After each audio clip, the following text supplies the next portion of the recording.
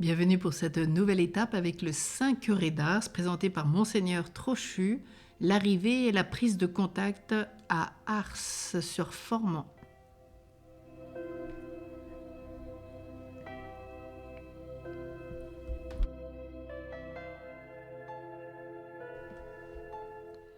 Ars, qui s'appelle tour à tour Artis Villa, Arts, puis Ars, et enfin Ars, paraît être une localité d'origine très ancienne, d'une pierre druidique qui se voyait encore, voilà peu d'années, à quelque distance de la bourgade. On pourrait conclure qu'il y eut des habitants dans la contrée à une époque très lointaine. Cependant, le nom d'Ars n'apparaît dans les documents écrits qu'au Xe siècle. Une charte de 980 insinue qu'alors une église était déjà construite et la paroisse organisée. Malgré tout, Ars n'a jamais été qu'un petit village. Ars est situé à 35 km au nord de Lyon, dans le canton et l'arrondissement de Trévoux, sur le plateau de la Dombes. La Dombes, c'est dans l'Ain, ailleurs montagneux et boisé, la région de la plaine argileuse ou des eaux stagnantes. Pas de forêt, des taillis de bouleaux et de chênes, des rangées d'ormeaux grêles au bord des chemins et des prés, des aulnes, des noisetiers et des saules sur les berges des ruisseaux. Les monts tranquilles du Beaujolais bornent au couchant l'horizon d'Ars. La campagne qui entoure le village ondule en larges plis d'où émergent çà et là quelques bouquets d'arbres. Ce n'est plus ici la plaine plate, monotone où pullulent les étangs. Ce ne sont pas encore les riches coteaux qui s'inclinent vers la Saône. Ars est bâti aux pentes d'un vallon où coule le Fonbelin. L'hiver, petit torrent. L'été, mince filet d'eau entre des galets bruns. En l'an de grâce 1818, le village apparaissait chétif et triste. Une quarantaine de maisons basses bâties en terre glaise, éparses parmi des vergers. À mi-côte, une église, si l'on pouvait donner ce nom à cette construction jaunâtre, percée de vulgaires fenêtres, surmontée de 4 poutres et d'une traverse qui soutenait une cloche fêlée. Les croix du cimetière, selon l'ancienne coutume, se pressaient le long de la maison sainte.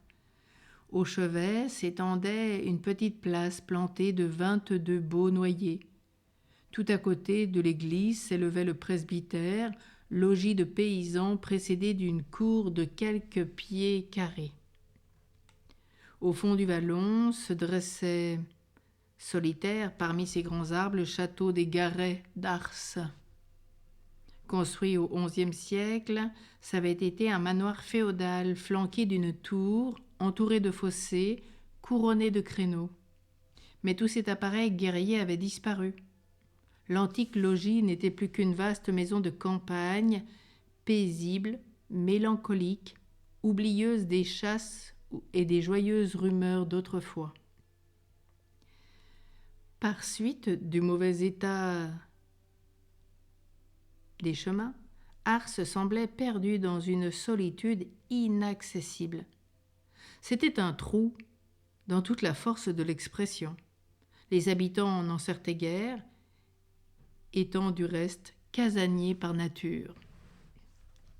Ars est à 30 km d'Écully.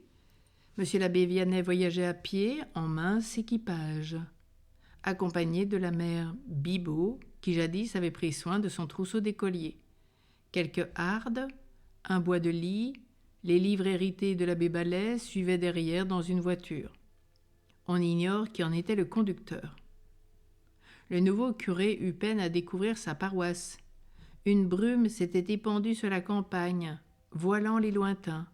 Ne trouvant personne qui les renseignât, passé le village de Toussieux, les voyageurs s'égarèrent et marchèrent quelque temps à l'aventure. Sur de vagues prairies, des enfants paissaient leurs moutons. L'abbé Vianney allait vers eux. Ces patours qui parlaient le patois du pays ne le comprirent pas tout d'abord. Il leur demandait la route du château d'Ars, le croyant situé dans le village même. Il dut répéter plusieurs fois la même question. Enfin, le plus intelligent a nommé Antoine Givre, remis sur la voie ces inconnus. « Mon petit, dit le prêtre pour l'en remercier, tu m'as montré le chemin d'Ars. Je te montrerai le chemin du ciel. » Puis le jeune berger expliqua que la même où il se trouvait paissait la limite de la paroisse. Le curé d'Ars se mit à genoux et pria. Bientôt, l'humble groupe dévala la pente qui mène au Fond-Blain. De là, l'abbé Vianney découvrit quelques chaumières éparses autour d'une pauvre petite chapelle. En apercevant, grises dans la nuit tombante, ces maisons basses couvertes de chaume. « Que c'est petit, songea-t-il. » Et il ajouta, mu par un pressentiment surnaturel, « Cette paroisse ne pourra contenir tous ceux qui plus tard y viendront. » Alors il s'agenouilla de nouveau et invoqua l'ange gardien de la paroisse. Sa première visite fut pour l'église. Ars venait de recevoir un bon prêtre, autant dire un saint prêtre, mais dont personne peut-être n'augurait encore. Celui-là sera canonisé un jour. Il est vrai que jusque-là, le monde avait ignoré presque totalement ses hautes vertus. Mais de hautes vertus ne sont pas forcément la sainteté. Bien qu'il fût déjà extrêmement zélé et mortifié, l'abbé Vianney n'avait pas réalisé à cette époque de sa vie cette ineffable douceur, ces merveilles de pénitence et de dévouement qui devaient en 1925 le ranger parmi les plus grands et les plus populaires de ces héros qu'on appelle les saints. Le matin du 10 février, la messe sonna. Ars connut ainsi qu'il y avait un pasteur. Quelques âmes pieuses s'en réjouirent. Dans la masse, l'émotion ne fut pas considérable. On fut étonné quand on entendit sonner la messe, note Madame Desgaret, et l'on se dit « Tiens, voilà un nouveau curé qui nous arrive ». Au XVIIIe siècle, Ars avait été une paroisse vraiment chrétienne, et il ne faudrait pas croire, d'après des récits exagérés, que l'abbé Vianney en 1818 soit tombé en plein pays de mission, au milieu d'une population absolument sans foi et sans mœurs. Jadis, en 1724, Ars avait reçu comme curé un prêtre jeune instruit, licencié en théologie et en droit canon, doué d'une grande activité et d'un zèle éclairé pour le salut des âmes. Ce prêtre, Messire François Escale, a laissé dans les archives paroissiales un tableau de la vie religieuse de ses ouailles à cette époque. Les fidèles, écrit-il, l'ont supplié d'abord, puis obligé d'instituer dans leurs églises les confréries du Saint-Sacrement, du Rosaire et du Scapulaire. Le premier dimanche de chaque mois, ces bons chrétiens d'Ars font en commun une méditation sur la mort. La fête du Sacré-Cœur, récemment établie dans le diocèse de Lyon, est célébrée par eux avec une grande ferveur. Le 24 juin 1734, toute la paroisse, curé en tête, se rend à la ville pour y gagner l'indulgence du jubilé de Saint-Jean. De reste, en cette partie des Dombes, on aimait beaucoup les processions et les pèlerinages. On allait encore à la chapelle des Minimes de Montmerle le jour de la Saint-Marc, à Sainte-Euphémie le jour de la Saint-Georges, à Rancé le mardi de Pâques. Mais déjà les curés, certains des mois, s'étaient inquiétés de la tournure que prenaient ces incursions, bannières déployées sur les autres paroisses, et en avaient fait leur doléance à l'archevêque. De pieuses, les fêtes peu à peu devenaient profanes. On y buvait, on s'amusait, on y dansait. Quand parut l'ordonnance de Monseigneur de Neuville qui mettait le clergé en garde contre de tels abus, l'abbé Escale inscrivit avec satisfaction sur ce registre « Je ne dis pas que de pareils excès aient été commis par mes paroissiens ». Le successeur de l'abbé Escale fut l'abbé Claude Garnier en 1740 à 1775. De 1762 à 63 fut exaucé le clocher en pierre de taille depuis le cordon, au lieu d'une espèce de cage de bois qui était ci-devant. Ce clocher n'existait plus à l'arrivée de l'abbé Vianney. Le sans-culotte, Albite, l'avait fait abattre en 1794. Après l'abbé Claude Garnier, Ars fut desservi par l'abbé Symphorien Aymar. de 1775 à 1788. De son passage, il reste peu de traces. Il a enregistré baptême, mariage et enterrement, rien de plus. Toutefois, à la fin du cahier de 1780, il relate que 5 de ses paroissiens ont planté chacun une vigne, par où il aura voulu marquer sans doute, car il s'intéressait au sort matériel et moral de ses paroissiens, que le défrichement des terres donnait déjà d'appréciables résultats. Le 31 janvier 1788 est nommé donc curé d'Ars Messire Étienne Saunier, 28 ans, prêtre de Lyon, bachelier en Sorbonne.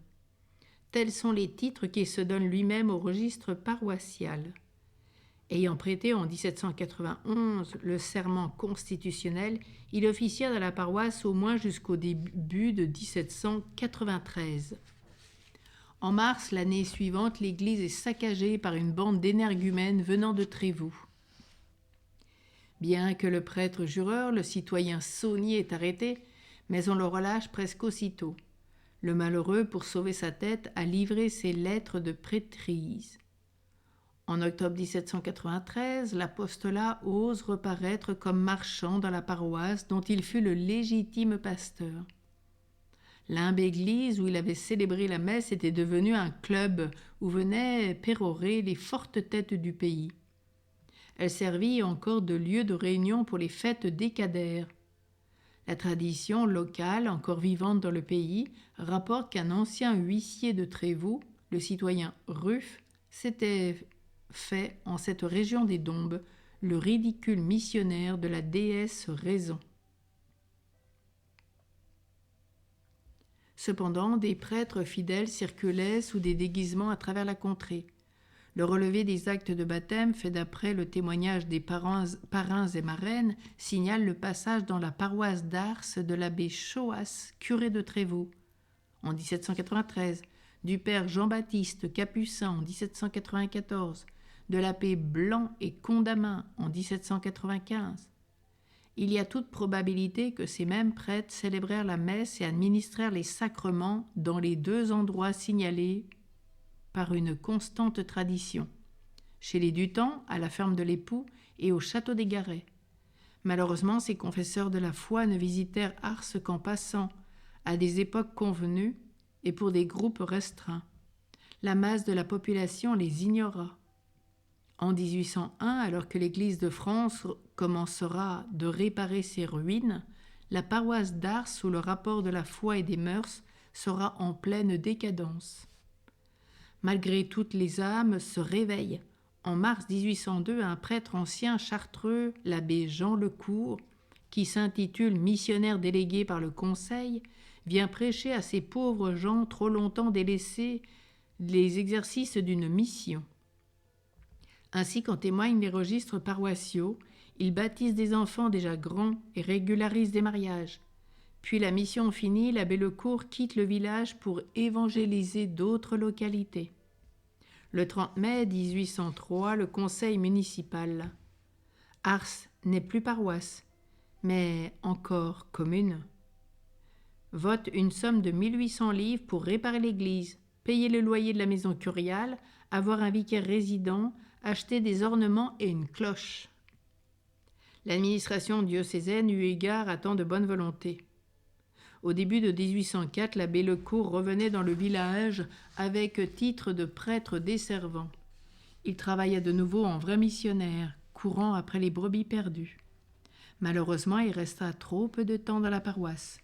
Au bout d'une année, il fut transféré à la cure de Jassan et jusqu'en mars 1806, le village d'Ars, rattaché directement à Misérieux, n'eut pas à sa disposition d'autre prêtre que l'abbé Aimé Verrier, qui était à la fois curé de Misérieux, d'Ars, de Toussieux, de Sainte-Euphémie, de Saint-Didier de Formans.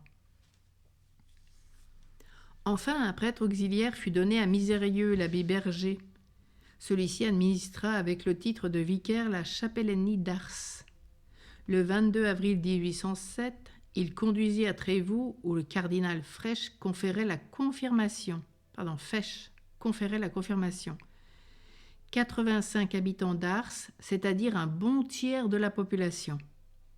L'abbé Berger, que la châtelaine Mademoiselle des Garrets estimait beaucoup et qu'elle aurait voulu retenir, demanda lui-même son changement.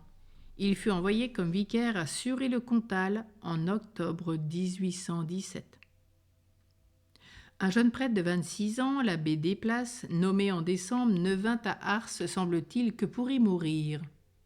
Ému de pitié en le voyant arriver si affaibli au cœur de l'hiver, tous les habitants, écrivait la châtelaine, se sont empressés de lui donner les uns 4 fagots, les autres 15, quelques-uns un demi-cent, ce qui prouve vraiment l'estime qu'ils ont pour leur curé et leur désir qu'il se trouve bien avec eux. À vrai dire, pendant ces 25 dernières années, le village d'Ars n'avait guère brillé sous le rapport religieux. Le paganisme pratique avait pénétré les âmes, amenant chez le grand nombre l'affaiblissement, mais non cependant la disparition totale de la foi. Il y avait du laisser-aller dans la paroisse, a dit un témoin bien informé, une certaine négligence et une certaine indifférence. Je ne pense pas qu'il y eût à Ars des désordres exceptionnels. Ce que cette paroisse présentait au fond de plus déplorable, c'était l'oubli des pratiques religieuses. On manquait la messe sans remords, pour des raisons futiles, on travaillait le dimanche sans nécessité aucune, surtout à la saison des foins ou des blés mûrs. Les hommes, les jeunes gens, les enfants eux-mêmes avaient l'exécrable habitude du blasphème. Ars possédait 4 cabarets où les pères de famille allaient manger leur fortune. Surtout le soir du dimanche et du lundi, des ivrognes troublaient la paix du village. Les jeunes filles étaient passionnées pour la danse. Les veillées, prolongées, loin de la nuit, étaient une source de graves péchés. Avec tout cela, beaucoup d'ignorance. Les enfants étaient peu assidus au catéchisme. Du reste, on comptait ceux qui savaient lire. Pas d'école fixe. Appliqués au travail de bonne heure, ils passaient dans les champs tous les jours de la belle saison. L'hiver venu, un instituteur de rencontre ouvrait une classe pour les filles et pour les garçons, mais de pauvres petits ne recevaient aucune instruction et vagabondaient. Le tableau n'est pas flatteur, mais Ars, après tout, ressemblait aux paroisses environnantes, ni pire ni meilleur. Pas de haine pour le prêtre, dans l'ensemble un certain fond de religion, mais fort peu de piété. D'ailleurs, pour se faire une idée exacte de ce qu'était Ars en ce temps-là, il suffit de parcourir les sermons de son jeune curé. Le grand nombre de ceux que l'on possède encore furent composés dans les premières années de son ministère pastoral. Ils décrivent la mentalité de cette population paysanne pour qui les choses de la terre passaient avant tout. Grâce à Dieu, du bon grain était mêlé à cet ivraie. La confrérie du Saint-Sacrement, instituée par l'abbé Escale, n'était pas tout à fait tombée. Il y avait encore dans Ars quelques familles aux habitudes sérieusement chrétiennes. Dans les premiers temps, le maire, Antoine Mandy et Michel Signé, conseiller municipal, s'allièrent avec l'abbé Vianney pour une œuvre commune de régénération. Leurs familles, aussi que les Lassagne, les Chaffanjon, les Verchères, fréquentaient régulièrement les offices du dimanche. Un séminariste originaire d'Ars, l'abbé Renard, étudiait à Saint-Irénée de Lyon. Au château, mademoiselle Marie-Anne Colombe Garnier des Garrets, plus connue sous le nom de mademoiselle d'Ars, partageait son temps entre le soin de sa maison, la visite des pauvres et les exercices d'une piété méticuleuse. Chaque jour, selon une coutume héritée de sa mère, elle récitait son bréviaire en compagnie d'un vieux serviteur fidèle que les gens du commun appelaient révérencieusement Monsieur Saint-Pal. Mademoiselle d'Ars avait à cette époque 64 ans. Bien que de petite taille, elle était extrêmement distinguée. De son éducation première à la maison de Saint-Cyr, elle avait conservé ses manières un peu surannées d'Ancien Régime, mais si vraiment françaises, qui donnaient à la conversation tant d'engouement et de grâce. Fait qui ne peut s'expliquer que par la sympathie réelle que les Desgarrets s'étaient acquises dans le pays. La Révolution n'avait pas chassé mademoiselle d'Ars de son domaine. Elle y était demeurée paisible avec sa mère vénérable. Des prêtres célébraient la messe en cachette dans l'oratoire du château. On ne voit pas que les châtelaines aient été jamais inquiétées pour ce délit anti-révolutionnaire. Mademoiselle Dars était aimée des pauvres gens. Elle acquittait des loyers, payait des vêtements et des vivres. Ses livres de raison indiquent avec quel soin elle notait les moindres aumônes. Malgré sa charité, jusqu'à l'arrivée de l'abbé Vianney, son influence sur l'ensemble de la population ne paraît pas avoir été bien considérable. Elle vivait assez retirée dans son vieux manoir de briques, où là visitaient les familles nobles du pays.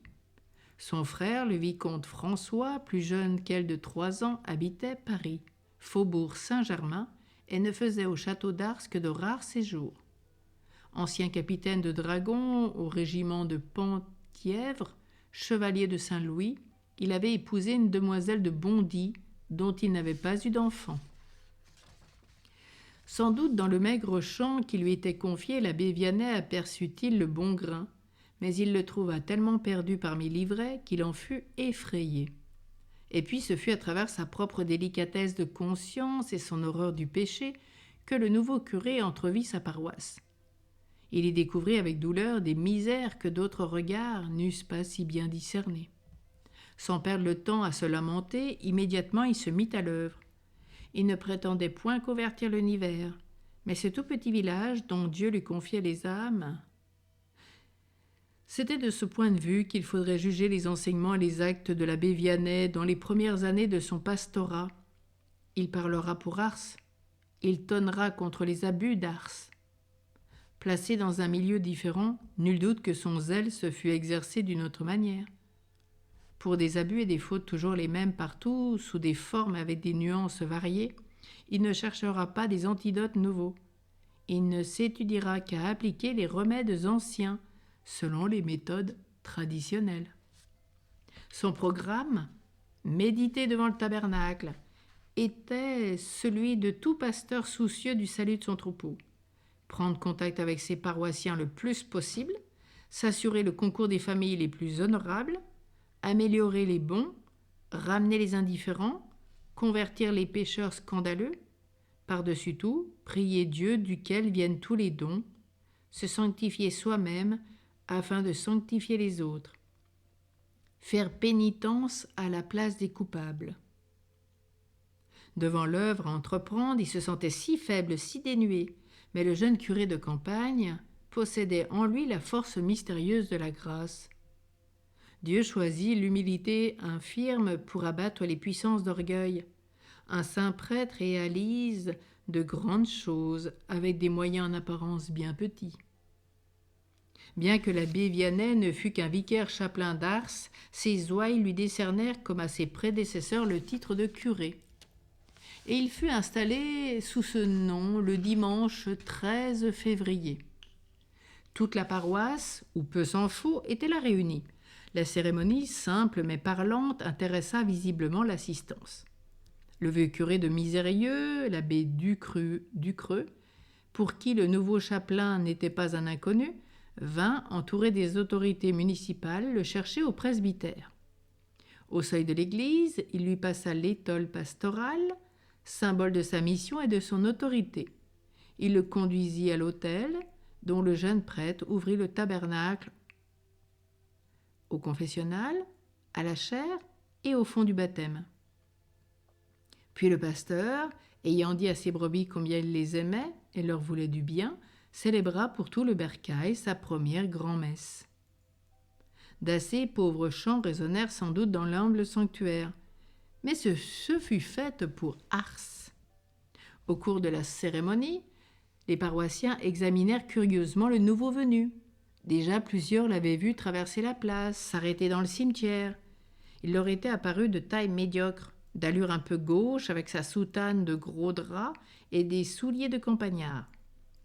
Mais quand ils le contemplèrent à l'autel, radieux, transfiguré, célébrant avec une majesté inattendue, ils se sentirent une vénération pour ce prêtre. Un murmure favorable circula de place en place. « Nous avons une pauvre église, disait le maire, porte-parole naturel de ses administrés, homme de grand bon sens qui régit pendant 20 ans la commune.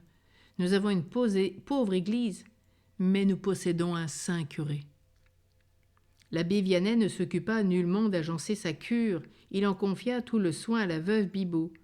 plus entendu que lui en ces questions d'ordre ménager.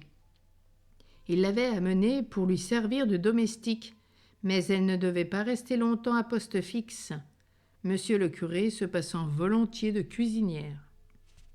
Le presbytère contenait en tout 5 pièces, éclairées chacune par une fenêtre. Au rez-de-chaussée, la cuisine et la salle à manger. À l'étage, où l'on montait par un petit escalier de pierre, une chambre pour monsieur le curé et 2 autres pour les hôtes de passage. L'ensemble se trouvait d'avance convenablement meublé. Des inventaires de l'époque signalent, entre autres choses, 6 chaises de moquette à grand dos et le fauteuil en moquette pareil. Un fauteuil couvert en siamoise verte et rouge. Une table à manger avec ses 4 allonges. 2 lits à baldaquin bleu et blanc avec les courtes pointes pareilles. Un couvre-feu de taffetas, aurore et blanc piqué. 2 matelas de toile neuve à carreaux, blancs, et avec cela beaucoup d'objets plus ou moins ordinaires. Le tout placé dans la cure, à titre de prêt gratuit par les châtelains d'Ars. L'abbé Vianney, déjà riche du vieux lit que lui avait laissé l'abbé Ballet, ne voulut garder que le nécessaire. N'était-il pas son maître à présent? Il profita donc d'une visite au château pour prier mademoiselle d'Ars de reprendre ces belles choses dont il ne se sentait nul besoin. De même, il n'aurait que faire d'une rôtissoire avec sa broche et d'autres ustensiles de cuisine. Si peu compliqué serait son train de maison. Il garderait seulement, si on le voulait bien, une couchette commune, 2 vieilles tables et une bibliothèque, quelques buffets, des chaises de paille, une marmite de fonte, une poêle et d'autres menus objets utiles à son ménage. Tant de simplicité fit impression sur les petites gens. Quant aux habitants plus à l'aise, propriétaires ou gros fermiers qui trouvaient dur de donner un sou aux pauvres, ils furent stupéfaits d'apprendre que le curé ne gardait rien pour lui. À ce trait, ils ne purent s'empêcher de reconnaître un véritable homme de Dieu. Les mendiants, à qui il distribuait d'abondantes aumônes, se mirent à répandre ses louanges. D'Écully, l'abbé Vianney avait apporté une bourse assez bien garnie. Elle ne dura pas longtemps. Le curé d'Ars n'eut pas la candeur de penser que sa seule présence à la paroisse suffirait à supprimer tout désordre. Dans les semaines qui suivirent son installation, conquérant des âmes, il se mit en campagne. Il lui fallait acquérir de l'ascendant sur des natures frustres, et il entrait plus d'ignorance que de malice dans ses cœurs, et le but était de gagner les cœurs.